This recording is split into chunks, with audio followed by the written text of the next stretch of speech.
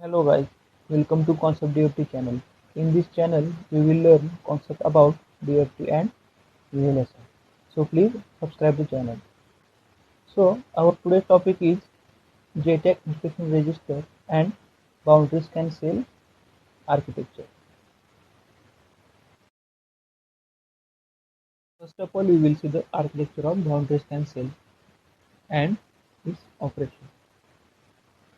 So in figure, we can see there are two flops and two muxes are there, and one tap control is there, where we are providing control signal to that flops and mux, and one instruction register is there. From that also we are providing control signal. So this arrangement we will call a boundary scan cell 1. Now we will see the operation. So there are four modes of operation. First one is normal mode. In normal mode, the mode value which is provided by instruction register is 0. So our path is from parallel input to parallel output. The second mode is scan mode. In scan mode, the value provided by tap controller for shift register is 1 and clock DR is in active state. So our path is from serial input to serial output through that mux which is controlled by shift DR and through clock which is clock DR or flip flop 1. Third mode is capture mode. In capture mode, the value of shift DR is provided 1 and clock DR flop is active. So our path is from parallel input to flip flop 1 output. And our last mode is update mode. In update mode, the mode value is 1 and update DR flop is in active state. So our path is from flip flop 1 output to parallel output. So this is architecture and operation of boundary scan cell 1. Now we will see the JTAG instruction set. In JTAG instruction, few instructions are mandatory and few instructions are optional. So first of all, we will see which instructions are mandatory. Sample, reload, bypass and extest are mandatory instruction sets. Then optional are intest, clamp, high ID code and user specified instructions are optional.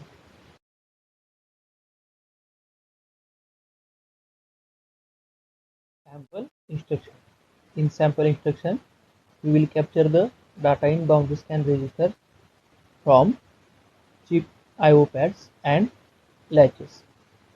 So in sample instruction, we can say we will capture the snapshot of normal operation in boundary scan registers. We will see how data flow will occur for sample instruction. So in figure, we are able to see at the input side one boundary scan cell is there, which we will call input cell, and one more cell is there at output side, for which we will call output boundary scan cell, and in between of these two, on chip system logic is present. So in sample instruction for input cell, data path is like primary input to primary output and primary input to serial output. And for output boundary scan cell, data is like primary input to primary output and primary input to serial output.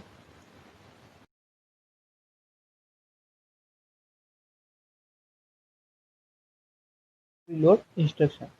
In preload instruction, we are loading a data into boundary scan register, so we can select another instruction. Mostly we will perform this instruction before bypass instruction. How data flow will occur for preload instruction? For input cell, data flow is like primary input to primary output and serial input to serial output. And for output cell, data flow is like primary input to primary output and from serial input to serial output. This is about reload instruction. नमस्कार दोस्तों, concept DOP channel में मैं आपका स्वागत करता हूँ। इस channel में हमें वीएलएसआई से रिलेटेड कई सारी जानकारियाँ मिलेंगी, तो प्लीज़ इस चैनल को सब्सक्राइब कीजिए। तो आज का हमारा टॉपिक है embedded deterministic test EDT. EDT क्या है, उसके साथ उसका स्ट्रक्चर और उसमें हम कौन से यूज़ करते हैं। तो चलो शुरुआत करते हैं। Bypass instruction. In bypass instruction, we will provide a short scan path through TDI to TDO. In bypass, we are bypassing core logic, and opcode we will use for bypass is all ones, that is sequence of ones.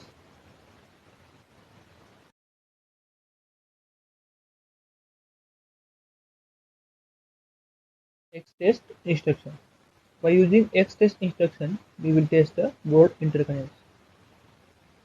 It will select a boundary scan register between TDI to TDO, and we have to perform reload instruction before performing X-test instruction. In figure, we can see how X-test will test the both interconnects. How data flow will occur for X-test instruction.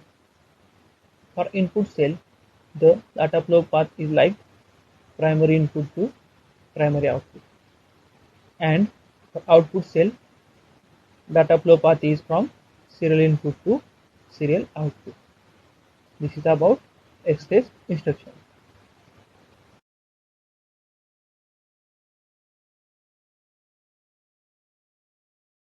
In-test instruction. In-test instruction allows the testing of on-chip system logic while the components assembled on a board. Core output data is captured in boundary scan latches prior to the shift operation. Shift operation allows the test response to be observed at test data output while next stimulus is loaded. In figure, we can see how we will test the core logic using the in-test instruction. In-test instruction data flow. In in-test instruction for input cell, we can see data flow is like serial input to parallel output, and for output cell, data flow is like parallel input to serial output and serial input to parallel output. This is about in-test instruction.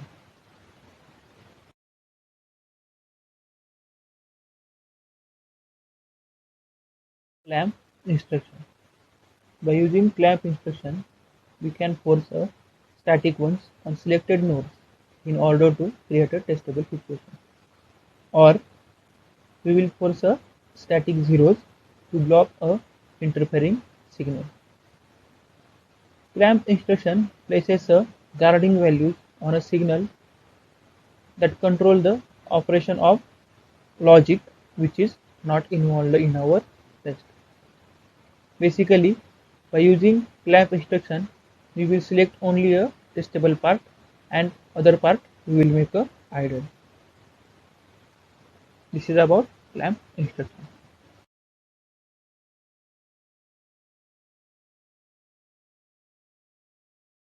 High-G instruction. By using this instruction, we will force a IC output into a high impedance state.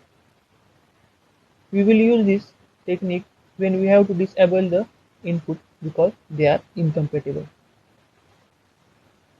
When the outputs are incompatible with standard, that time we will perform high-Z instruction. In figure, we can clearly see the normal operation flow and flow during test is different. This is about high-Z instruction.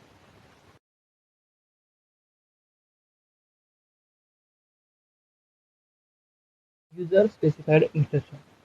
This instruction allows to access a special feature in integrated circuits like self-test, scan part testing, and the access can be made so the component designer can add or modify features. Test data register may be constructed from a segment or circuitry that can be used in one or more other registers as well. So this is about user specified instructions. So we have seen all JTAG instructions. Thanks for watching the video. Please like, share and subscribe to this channel. And if you have any question or a problem, please post that in comment section. Thank you.